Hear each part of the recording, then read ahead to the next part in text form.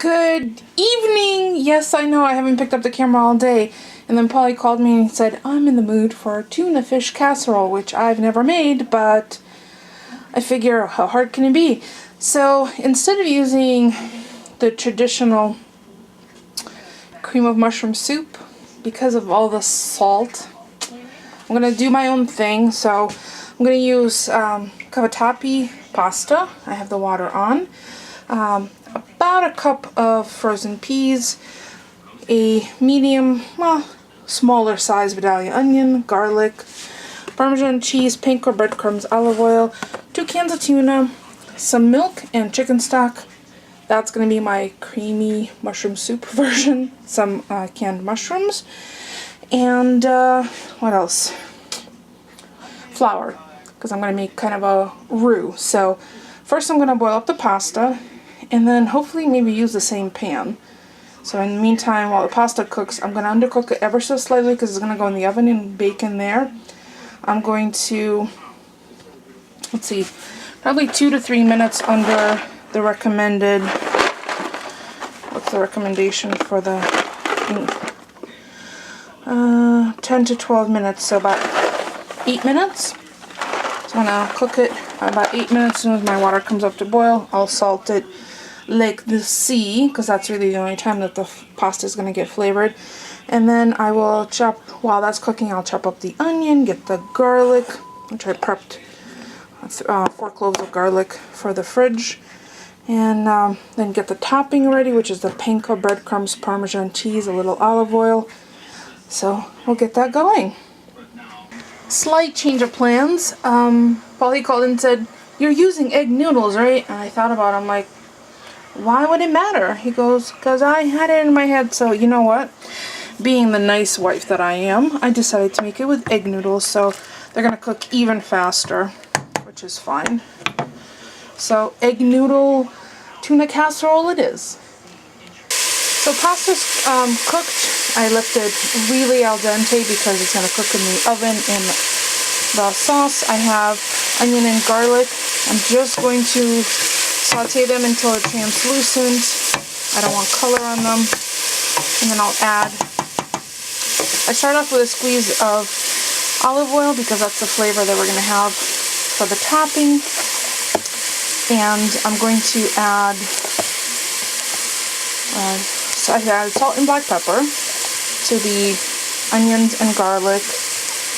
And then I'm going to add about 3 tablespoons of flour once the onions are where I want them. And that's going to be the base of the roux. Then I'm going to add a cup and a half of milk and a cup and a half of chicken stock. And if you don't want to use these, you can use 2 cans of condensed mushroom soup.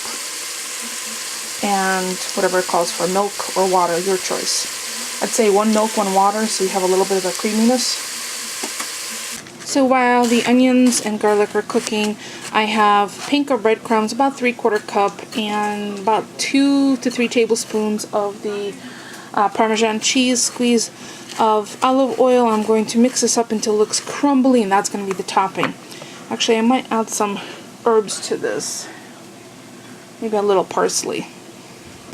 I have the flour added, and I'm just going to let it cook a little bit off. Obviously, I'm using my left hand because I'm videotaping with the right one. But as soon as some of the flour is cooked off, I will mix it thoroughly. I'm going to start adding the liquid, which is 1.5 cups of milk and 1.5 cups of unsalted chicken stock.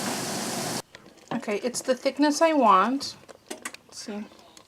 I have the oven preheating. I've turned off the heat because I'm going to add the flavorings, which is parsley, dill, and then I'm going to drain the tuna, add that in, then peas, and then the pasta back, and then some mushrooms. Then I have my jadeite, Fire King jadeite 9 by 13 pan, which I am going to spray so it doesn't stick. And now it's going to go in the oven. So let me show you what this looks like with all the flavorings added. So there's the peas, mushrooms. I did add a little bit of more Parmesan cheese inside, tuna, and I sprayed my pan over the sink because you don't want to move and spray it over the floor because then you'll wind up on your tushy. Just a little tip from me to you. So I'm going to combine this, add the pasta, and then pour it in here, put the topping on, and pop it in the oven. I tasted this and I'm glad I did. And because I removed so much salt, I'm going to add a tablespoon of sambal. It's going to make it really yummy and different, but not salty. So it's creamy without being gooey, and I have 375-degree Fahrenheit oven preheated. I'm going to put the topping on, and it's going to go in the oven and bake for about 20 minutes until it's bubbly and crispy on top. Yum. It's pretty now, but wait till it comes out. So it's going in for about 15-20 minutes, and I'll check it. Well, there it is, out of the oven. It was about 22 minutes. I left it in a little longer because I love the crispy topping, but I stopped short of letting it burn. So what caramelized is all the cheese that's in the panko, and it's going to be crispy, and it's bubbly. Stop talking. So I'm going to let this rest a little bit because right now you would totally burn the roof of your mouth, your lips, your gums, everything. So I think I might make a little light salad to go along with this because it's be a nice accompaniment because this is very rich. So yeah, there's a little throwback meal for Wednesday for no apparent reason other than Polly was in the mood. So I think that's going to be it for us for tonight. Thank you so much for stopping by and keeping us company. We'll see you all tomorrow. Thanks for watching, everyone. Don't forget about that thumbs. Oh yeah, I broke my nail. Clear off. It happens.